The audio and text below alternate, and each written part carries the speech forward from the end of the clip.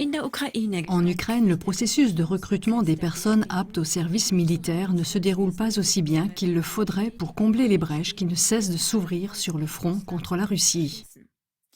La plateforme d'information Anti-Spiegel a rapporté ce qui suit le 11 juillet 2026. Selon la police ukrainienne, le nombre d'attaques contre des centres de recrutement est passé de 38 en 2023 à 341 en 2025. Des émeutes éclatent également lorsque les autorités se rendent chez les appelés pour les recruter. Selon le magazine en ligne Multipolar, le 8 juillet 2026, à Lviv, en Ukraine, environ 200 habitants auraient tenté d'empêcher l'enrôlement forcé d'un homme de 30 ans. Selon des témoins oculaires, les recruteurs auraient auparavant passé à tabac un civil et l'auraient poussé de force dans un minibus des autorités. Des riverains se sont alors rassemblés pour venir en aide à cet homme. Les agents du centre régional de recrutement ont été encerclés dans la rue, agressés physiquement et leurs véhicules ont été saccagés. Des coups de feu auraient également été tirés et plusieurs personnes auraient été blessées. Le président Zelensky et les autorités régionales condamnent le comportement des riverains et menacent de prendre des mesures. Voilà pour le point fait par Multipolar sur l'état d'avancement des processus de recrutement en Ukraine. La plateforme d'information Anti-Spiegel ajoute le 11 juillet 2026. Mais les troubles à Lviv ne sont que le dernier épisode d'une série de manifestations qui ne cessent de s'intensifier. Rien que depuis le début de l'été, il a été signalé tant d'agressions de la part de recruteurs que les décrire équivaudrait à écrire un court roman.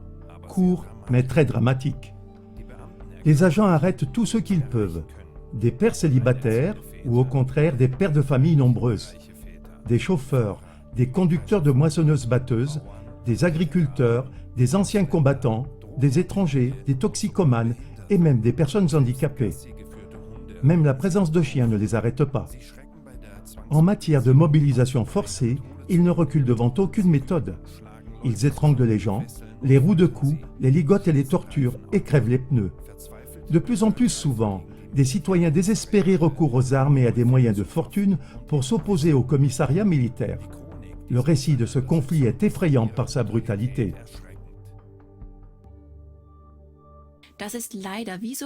C'est malheureusement, comme c'est souvent le cas, la conséquence d'une répression prolongée et continue de la population civile, comme c'est le cas en Ukraine.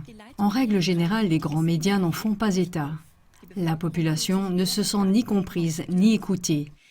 Face à une situation d'urgence existentielle, la grande majorité des gens ne parvient alors pas à faire preuve de sang-froid, alors que tout le monde sait bien que la violence ne résout aucun problème, et certainement pas sous l'emprise d'émotions refoulées et exacerbées. Malheureusement, il arrive alors des choses qu'on regrette amèrement par la suite, comme par exemple ces débordements répertoriés par l'Anti-Spiegel. Le 10 juin, dans la région de Rivne, le conducteur d'un tracteur a percuté un véhicule du commissariat militaire et a cassé le bras d'un employé. Le 12 juin, des habitants de Kryvyi ont attaqué à coups de pelle un bus des commissaires militaires et ont réussi à libérer un homme enrôlé de force. Le 15 juin, dans la région de Rivne, c'est aussi une pelle qui a été utilisée lorsqu'un homme a pris la défense de son voisin face à des agents du commissariat militaire. Le 18 juin, dans le village de Letichiv, dans la région de Khmelnytsky, un homme a ouvert le feu avec un fusil d'assaut sur le bâtiment du commissariat militaire. Le 22 juin, à Kharkiv, un homme s'est opposé aux agents du commissariat militaire à l'aide d'un pistolet, de grenades aveuglantes et d'un couteau avant de prendre la fuite. Le 26 juin, à Tcharkev, un homme a tué à l'arme blanche un employé du commissariat militaire. Le 28 juin, des habitants de Zaporia ont libéré un homme en utilisant du spray au poivre. Le 30 juin, à Odessa, une femme a poignardé à mort un employé du commissariat militaire alors que celui-ci tentait d'enrôler de force son compagnon. Et la liste pourrait s'allonger. Ces situations proches d'une guerre civile en Ukraine sont-elles les sombres prémices de ce qui attend l'UE et en particulier l'Allemagne en termes de tumulte si on continue à suivre la voie de la guerre au lieu de mener des efforts de paix cohérents et de favoriser la désescalade? Une politique belliciste dont une grande partie de la population ne veut pas du tout. Mais une fois que la loi sur le renforcement des réserves aura été adoptée par le Bundestag et que les réservistes seront systématiquement mobilisés, l'étau de la guerre sera tellement resserré que personne ne pourra s'en sortir de sitôt.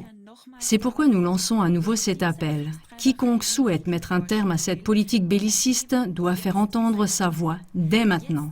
Il s'agit désormais de faire clairement comprendre à nos députés du Bundestag, par courrier et lors d'entretiens, nous ne voulons pas la guerre. Et il faut non seulement dire clairement non à la loi sur le renforcement des réserves, mais aussi dire résolument non à toute autre forme de préparatif de guerre. Rejoins toi aussi ce mouvement pour la paix.